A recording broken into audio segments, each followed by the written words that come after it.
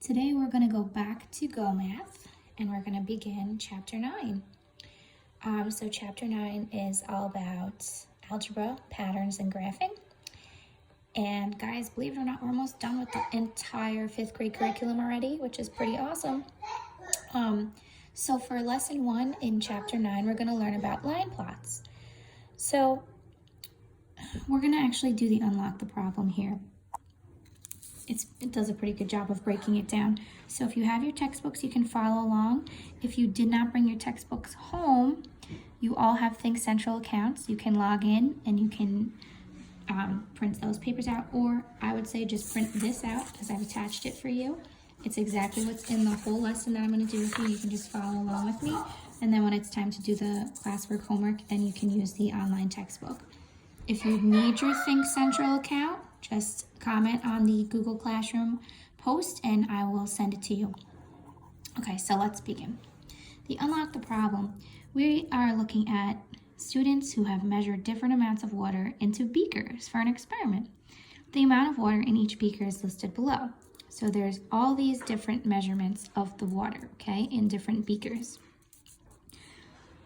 So what they want us to do is find the average amount if the total amount of water stays the same. So one of the ways that we can do this is we can create a line plot. It makes it a little bit easier. So the first step is to count the number of cups for each of the amounts. So we've got 1/4 of a cup, we've got 1/2 of a cup, and we've got 3/4 of a cup. So first thing I'll do is I'll start with the 1/4. And as I go, I'm going to cross them off. I've got 1, 2, 3, 4, 5, 6, 7 1/4 cups. So I'll write the 7 here. Okay, and then that's how many X's we're going to make over the 1/4 on the line plot. So far they've already done 4 for us, so I need 3 more. Now I have 7, okay? Next, I'm going to see how many 1/2s I have. I've got 1, 2, and that's it. Okay, so I have 2 1/2s. And I'm going to draw 2 X's above the 1/2. Finally, I'm going to count how many 3/4 I have. I've got 1, 2, 3 of them. And they've already drawn 1 X for us on the graph, so I'm going to draw 2 more to make 3. Okay, that's how you create the line plot. Now, to actually use this to find an average, let's follow the steps. Step 2, find the total amount of water in all of the beakers that contain the 1/4 cups. So we already counted that we had 7, right? So there are 7 beakers with 1/4 cup of water. So there are 7/4, right? And now we're going to write this as a fraction, 7/4. And now we're going to write it as a mixed number. So remember, we're asking ourselves, all right, how many times does 4 fit into 7? 1 time. And that's with a remainder of 3. So that's 1 3/7, right? Correction, that is 1 3/4. Focusing so much on holding the camera that I'm not focusing on the math. Remember, we keep the denominator the same, right? If you ever wanted to check your answer, like say something like that happened to you, you do the multiplication. 4 times 1 is 4, plus 3 is 7 over 4. You should get the same thing, right? So we have 1 3/4 of a cup of the 1/4. Now we want to find how many 1/2s we have. So we've got 2 of those X's. So we have 2 beakers with 1/2 of a cup. So that means that we have 2 halves, right? Which is 2 over 2, or 1 full cup. Now we're going to do the 3/4, okay? So again, we have 3 of these, so we have 3 3/4.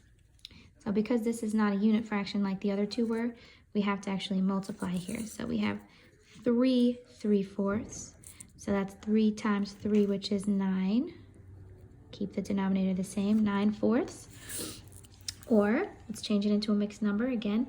How many times does 4 go into 9? In this case, it goes in twice, right? Because 4 times 2 is 8. And that leaves me with the remainder of 1, because to get from 8 to 9 is 1. and then we keep the denominator the same. 2 1/4. And if, just to show you guys, if you need to do this the long way, instead of thinking it in your head, you can always do 9 divided by 4. 4 goes into 9 2 times, which is 8, and that's how you get that remainder of 1. So it'd be 2 1/4. Same. Okay? Moving on to step 5. What we're going to do to find the total amount of water here is we're going to add all these up. So we already got the totals individually. So we have the 1 3/4, 1 and 2 1/4. So we're going to add them all together. Okay? Now in this case, we have the 3/4 and the 1/4 have the same denominator, which is great. So what I'm going to do is I'm going to add the two mixed numbers together first. I have 1 3/4 and 2 1/4, right? So that's 3 4/4, right? 1 and 2 is 3, 3/4 and 1/4 is 4/4. So what's this going to become? That's a whole. So that's really like 3 plus 1, which is 4. And now I can add this extra 1 here.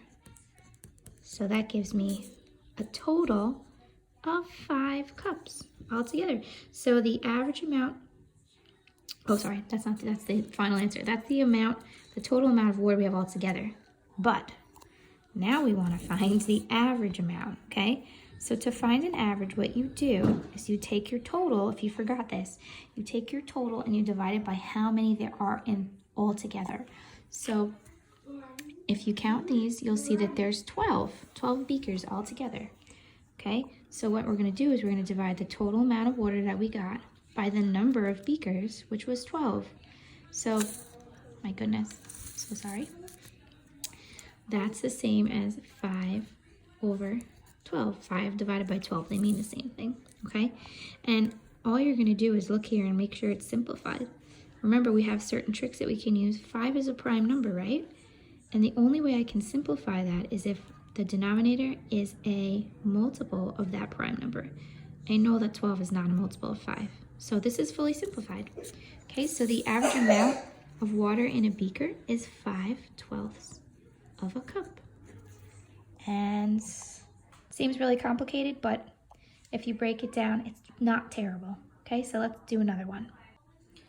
Okay, so now we've got the try this question. This is another way that you can find the average. So another possibility is to write this all out. So like before, if we counted that we had 7 1/4 cups and 2 1/2 cups and 3 3/4 cups, we can write it all out as one problem first, and then we just follow the order of operations. So we would do what's inside the parentheses first. Okay, so they're actually telling you what to do here. So inside the parentheses, it's telling me to do 7 times 1/4 first. So we do 7 times 1/4, which is 7/4. Okay, and then we do 2 times 1/2, which remember you can use Miss Morano's trick. That gives us 1. Or you could just do 2 times 1/2, which is 1. And then we do 3 times 3/4. So that's 3 times 3, which is 9/4. Okay? And then you would do the operations that are in the brackets next, because PEMDAS tells us parentheses, any kind of grouping symbols come first, right? So you would do, I'm going to do the fourths first, okay? This would be 7 plus 9, which is 16/4. 16/4 is the same as 16 divided by 4, which is 4, plus 1 is 5. And we end up with the same exact answer, okay? That would be 5/12 again. Okay, so you can choose sometimes how you want to do this. Okay, guys, so for our next example, we're looking at Rain, who is dividing 3 2-ounce bags of rice into smaller bags. The first bag is divided into bags that are weighing 1/6 of an ounce each. So I'm going to just do a little quick sketch here because this is one of those types of problems where it might help to just draw a little diagram, okay? Let's just say this is our first bag. I know it's just a circle, but it's 2 ounces. The first bag is being divided into 1/6 ounce bags, okay? The second bag, which is also 2 ounces, because they're telling us he has 3, is divided into 1/3 ounces. And the third bag, again, they're all 2 ounces. The third bag is divided into 1/2 ounces. Okay? And it's going to be our job to find out if he's dividing them into these amounts, how many bags are there going to be? And then we're going to make a line plot to show our results. So step 1, they want us to write a title for our line plot, which should describe what we're counting. So what exactly are we counting here? We're counting the number of bags of rice, right? So let's just write bags of rice. Okay. Step 2, we're labeling the 1/6, 1/3, and 1/2 on the line plot. They've already done that for us. Okay.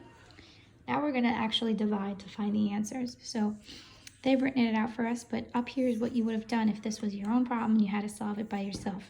Okay. Oh, excuse me. So first we're dividing the first 2 ounce bag into 1/6 portions. Since we're dividing, we're using keep, change, flip, right? So we're keeping the 2, changing the division to multiplication, and we're flipping the 1/6 to a 6 over 1. So in the first bag, I'm getting 12 1/6 ounce bags. Okay. Now for the second bag, I'm dividing them into bags that are only have that have 1/3 of an ounce. Okay, so remember that's going to be a little bit more rice, so there should be probably less bags, right? Let's think about it. So we're going to use keep, change, flip again. Keep the 2, change the division to multiplication, flip this to a 3. So I end up with 6 bags. And finally, I'm dividing that last bag of rice into bags that are 1/2 of an ounce each.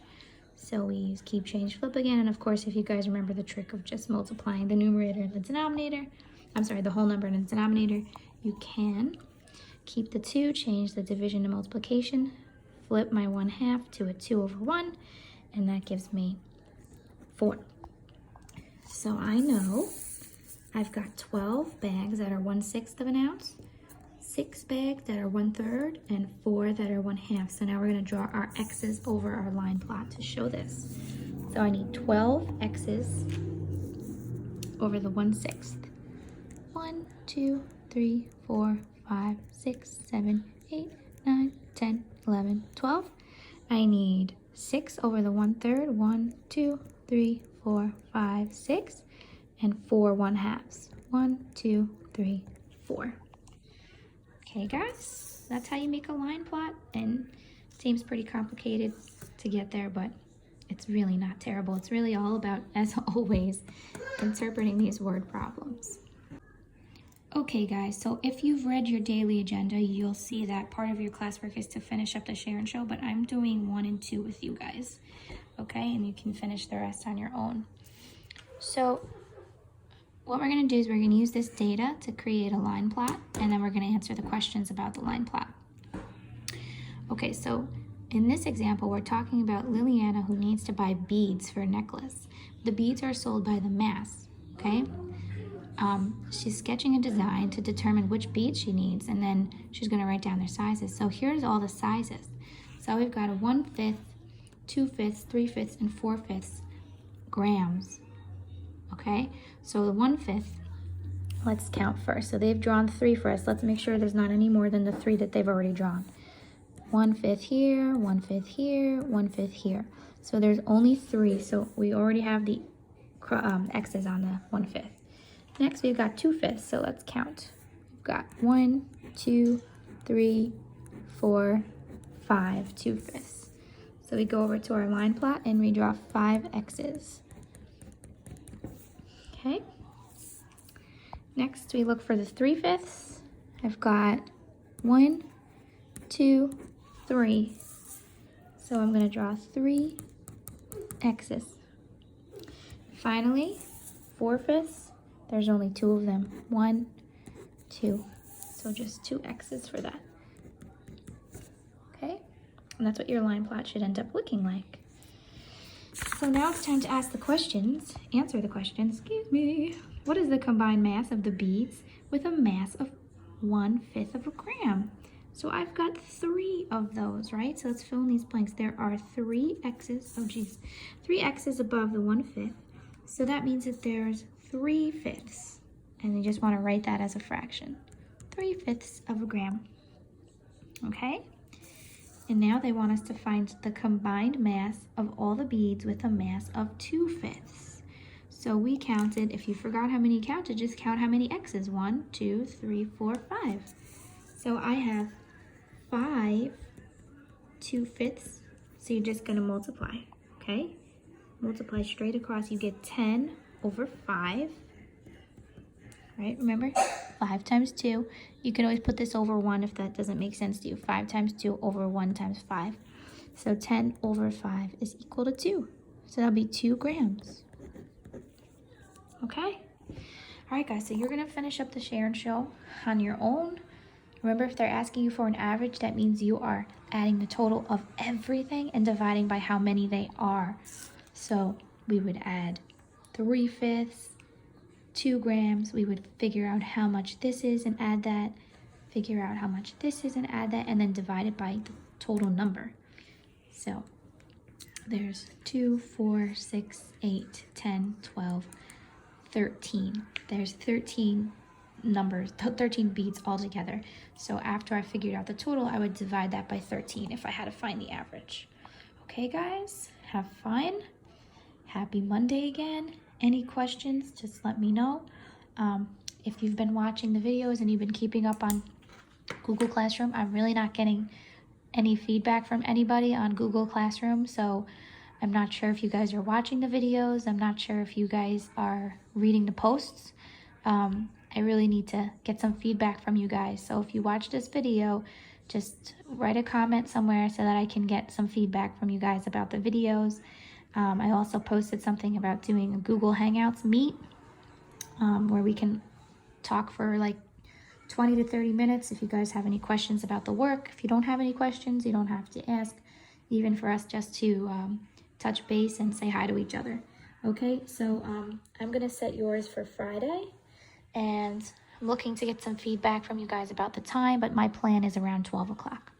All right, so you guys please let me know. Comment on Google Classroom if you're liking these videos, if you're watching them, and if you want to do the Google Hangouts, okay? All right, have a great day.